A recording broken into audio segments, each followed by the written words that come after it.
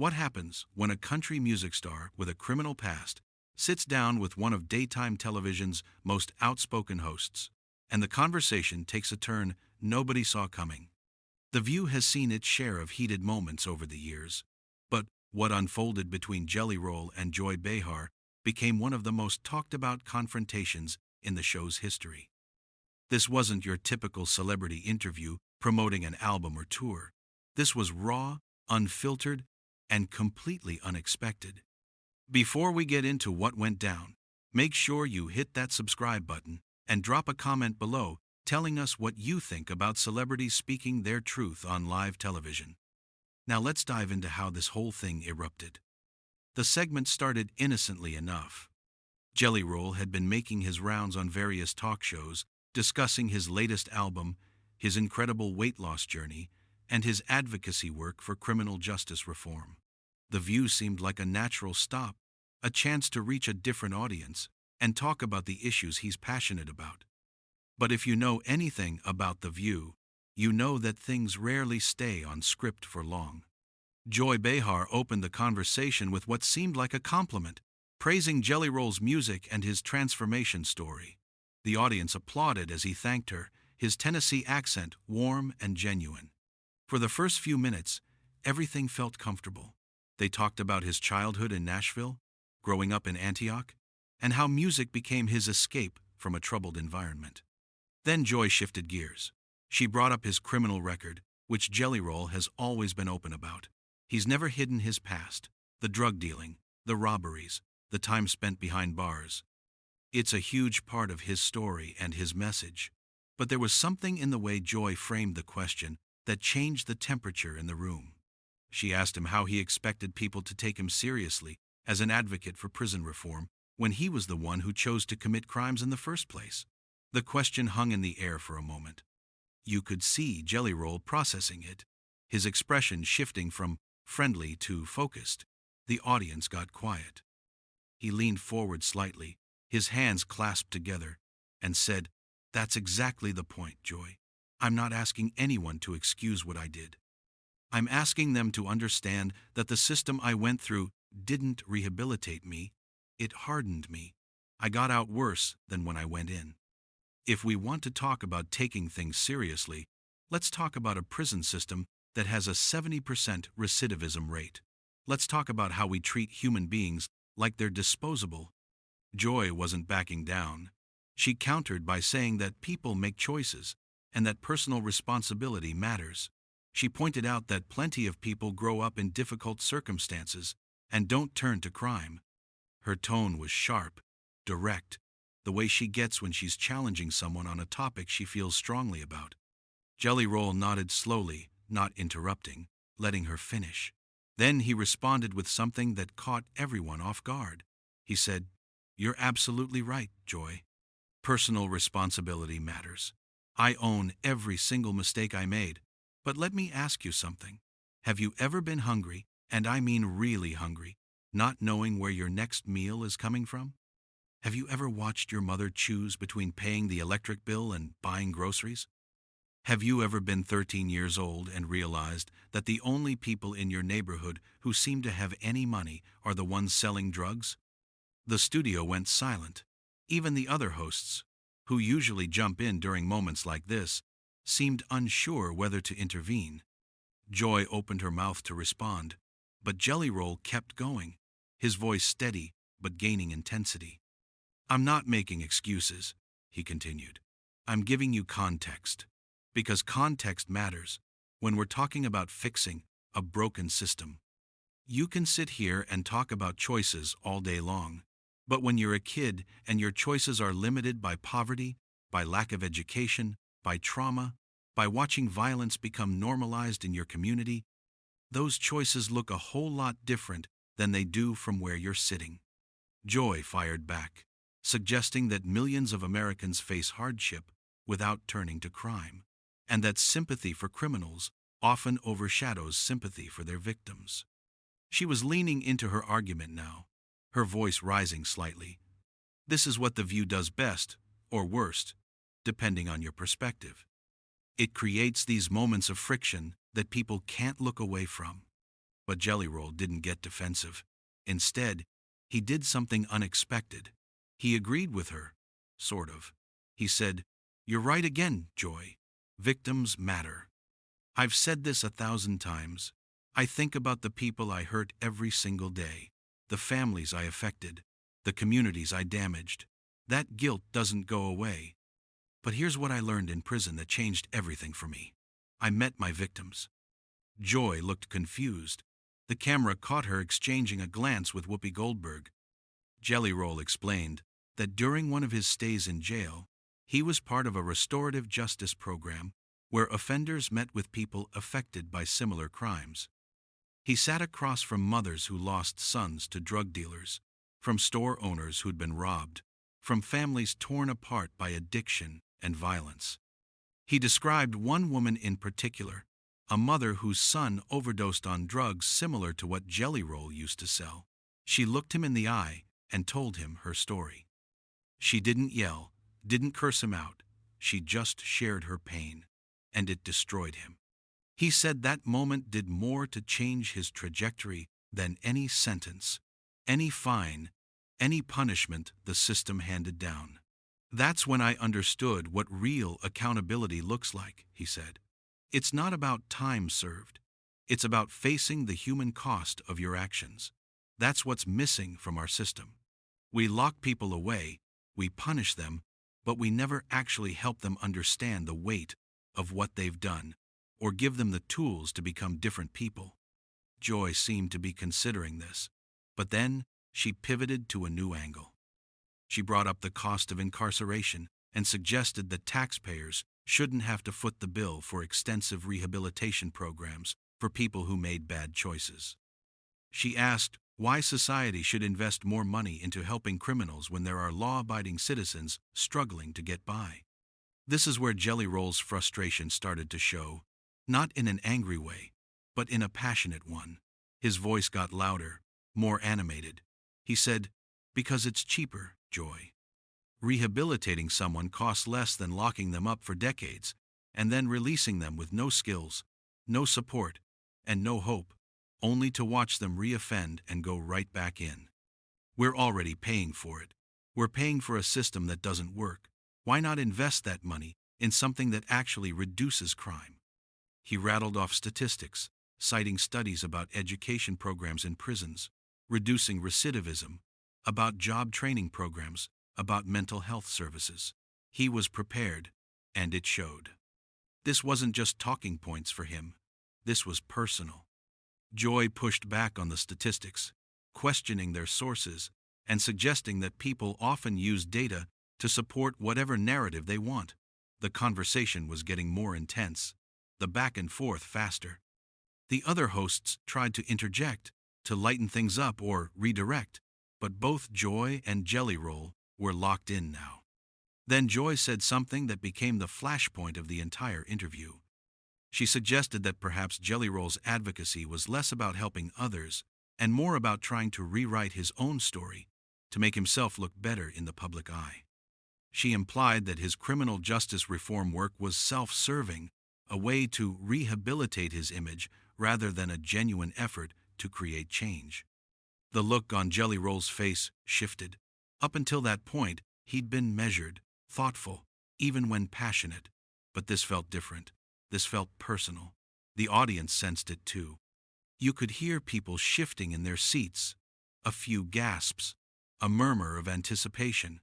Jelly Roll took a long breath, and when he spoke again, his voice was different. It was lower, more controlled, but there was an edge to it that hadn't been there before. He said, "You know what, Joy? Let me tell you what's self-serving. What's self-serving is sitting in a comfortable studio, making 6 figures, and judging people whose lives you've never lived. What's self-serving is reducing someone's entire journey to a soundbite that fits your narrative." The audience reacted audibly. Some people gasped, others clapped. Joy's expression hardened. She started to respond, but Jelly Roll wasn't finished. He continued, "I've spent the last 5 years going into prisons, not the fancy ones where white-collar criminals go, but maximum security facilities Where men are doing life sentences, I sit with them.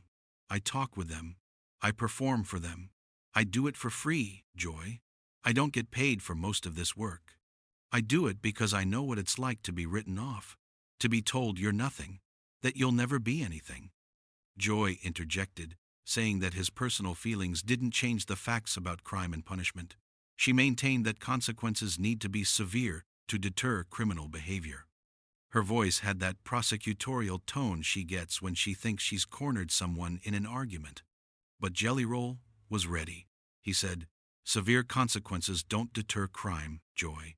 If they did, we wouldn't have the highest incarceration rate in the world and still have a massive crime problem. Fear doesn't stop desperate people from doing desperate things. You know what stops crime? Opportunity, education, mental health care, addiction treatment.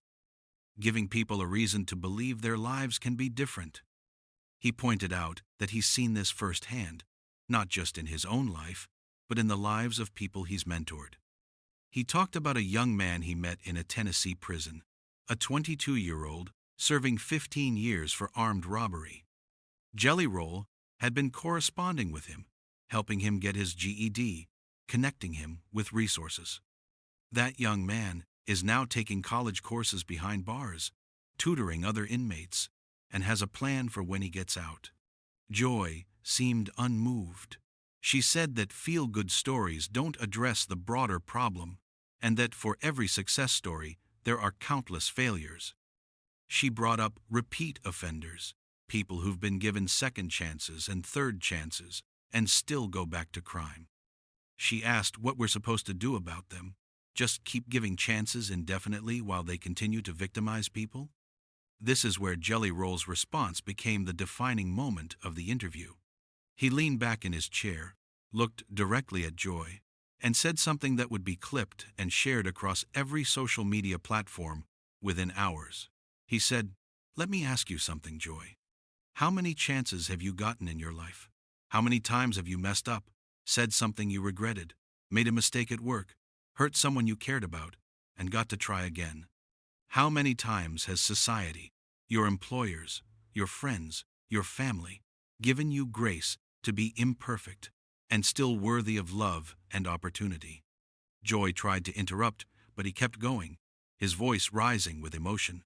"I'm guessing you've gotten a lot of chances," he said. "And I'm guessing you never had to worry that one mistake would define you forever. You never had to check a box on a job application that automatically disqualifies you. You never had to explain a felony conviction to a landlord who won't rent to you no matter how much you've changed. You never had to live with the fact that society has decided you're unredeemable." The studio was electric. The other hosts were fully engaged now, some nodding, others looking uncomfortable. Sunny Hostin started to say something supportive of Jelly Roll's point, but Joy cut her off. She said that comparing everyday mistakes to serious crimes was absurd, that there's a difference between saying something regrettable and robbing someone or selling drugs that destroy lives. Jelly Roll didn't disagree with the distinction, but he challenged the conclusion. He said, "Of course there's a difference in severity. I'm not saying there shouldn't be consequences. I'm saying the consequences should be designed to reduce harm and create better outcomes, not just to punish. When we lock someone up for a decade, destroy their ability to ever fully reintegrate into society, and then act surprised when they struggle or fail, who's really being absurd?" Joy shot back, asking if he thought murderers and rapists should just get therapy and be released. It was a classic debate tactic, taking the argument to its extreme to make the other side look unreasonable. But Jelly Roll didn't take the bait. He said, "That's not what I'm saying, and you know it. I'm talking about the thousands of people serving excessive sentences for non-violent crimes. I'm talking about kids being tried as adults. I'm talking about people doing years in prison for drug possession, while the pharmaceutical companies that created the opioid epidemic get fines they can pay out-of-pocket change." That last line hit hard. Even Joy seemed to pause at that one. The pharmaceutical companies and the opioid crisis are something almost everyone agrees is a catastrophe. regardless of political affiliation. Jelly Roll pressed the advantage. He talked about how many people in prison are there because of addiction, not because they're hardened criminals, but because they're sick. He pointed out that we don't incarcerate people for having cancer, so why do we incarcerate them for having the disease of addiction? Joy countered that drug dealers aren't just addicts, they're profiting off other people's suffering. She brought the conversation back to his past, asking how he justifies his own actions as a dealer. It was a direct hit, and everyone knew it. The camera zoomed in on Jelly Roll's face. For a moment, it looked like the question might have landed too hard, that maybe he'd get defensive or shut down. But he didn't. Instead, he owned it completely. He said, "I can't justify it, Joy. There is no justification. I was a dealer because I was an addict, and I dealt to support my habit. I hurt people. I contributed to the same cycle that hurt me, and if I could go back and undo it, I would in a heartbeat, but I can't. All I can do is spend the rest of my life trying to break that cycle for other people." He talked about his work with addiction recovery programs, the money he's donated, the scholarships he's funded for kids from his old neighborhood, kids who come from the same circumstances, trying to give them options he never had. Joy wasn't buying it. She asked, "If you're not doing this for publicity, then why are you on national television talking about it?" Jelly Roll didn't miss a beat. "I'm here because you invited me to talk about my album," he said. "You're the one who brought up my past and my advocacy. There's a difference between using your platform to raise awareness and doing things solely for recognition." Joy pivoted to taxpayer costs. She asked why society should invest more money into rehabilitating people who've already proven they can't follow the rules. Jelly Roll's response was immediate. "We're already spending the money, Joy. We're spending billions on incarceration. Right now, we're paying for a system that releases people more damaged than when they went in, with no job skills, no support, and then we're shocked when they end up back in prison." He rattled off statistics, speaking quickly and passionately. Joy tried to interject about violent offenders, but Jelly Roll kept going. "Let's talk about who's actually in prison," he said. "The majority are there for non-violent offenses, drug possession, theft, fraud. We're spending a fortune to warehouse human beings instead of addressing root causes." Alyssa Farah Griffin asked what his solution would be. Jelly Roll had specific answers: sentencing reform, eliminating mandatory minimums for non-violent crimes, diversion programs for addiction, real education and vocational training in prisons that actually prepare people for employment. Then he said something that captured everyone's attention. "We've got to stop treating incarcerated people like they're not human," he said. "The conditions in some facilities are inhumane. We've created hellholes and then wonder why people come out angry and broken." Joy pushed back hard, asking if criminals deserve comfort when their victims didn't get any. It resonated with parts of the audience. But Jelly Roll stayed calm. "This isn't about comfort, Joy. This is about what kind of society we want to be. When you dehumanize people, when you treat them like animals, they become more dangerous, not less." He brought up solitary confinement, calling it torture. He talked about a man he knew who spent 2 years in solitary and came out barely able to speak, and we released that man back into society, he said. "We tortured him for 2 years and put him back on the street. How does that make anyone safer?" The studio went silent. "I know it's hard to have empathy for people who've done terrible things," he said. "But empathy isn't about excusing behavior. It's about understanding that people can change if we give them the chance. I'm living proof." Whoopi said there was truth in his words, that the system needs better solutions. She asked Joy if she could see merit in his arguments. Joy responded carefully, "Look, I hear what you're saying. The system has problems, but we can't lose sight of victims, real people who suffer real harm. In our rush to be compassionate to offenders, we forget about the people they hurt." Jelly Roll nodded. "You're right," he said. "We can't forget about victims. That's why restorative justice should be bigger, bringing offenders face to face with people they've harmed. That's accountability in its truest form. That's what changed me. Not sitting in a cell, but looking into the eyes of someone I hurt and feeling the weight of what I'd done. Joy asked what he would say to a victim who wants severe punishment. How do you balance their need for justice with rehabilitation? I would tell them their anger is valid, Jelly Roll said, but I'd ask what justice means to them. Does it mean watching someone suffer for decades, or knowing they'll never hurt anyone else again? If we care about preventing harm, we need a system that reduces crime, not one that just makes us feel like we've punished people enough.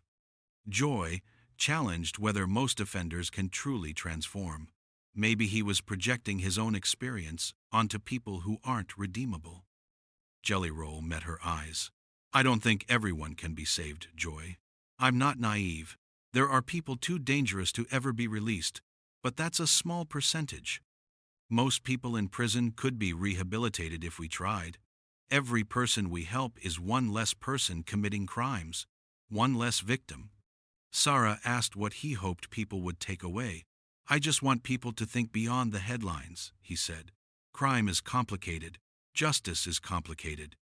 But we've got to stop pretending what we're doing now is working. We have the highest incarceration rate in the world, and we're not any safer. Something has to change. Joy acknowledged he'd given them a lot to think about. She admitted his perspective was valuable. It was as close to common ground as they'd reached. As the segment ended, Jelly Roll exhaled. He'd held his ground and refused to be dismissed. Whether you agreed with him or not, he'd made an impact. Social media exploded within minutes. Clips were everywhere, racking up millions of views. Some praised Jelly Roll for not backing down. Others sided with Joy, feeling she'd asked tough but fair questions. But everyone was talking about it. So what do you think? Did Jelly Roll shut down Joy Behar with his passionate defense of criminal justice reform? Or did she ask the difficult questions that exposed holes in his argument? Drop a comment below and let us know where you stand. Do you believe in second chances and rehabilitation, or should the focus be on punishment and protecting victims? And hit that subscribe button, because we're going to keep bringing you the moments from television that have everyone talking.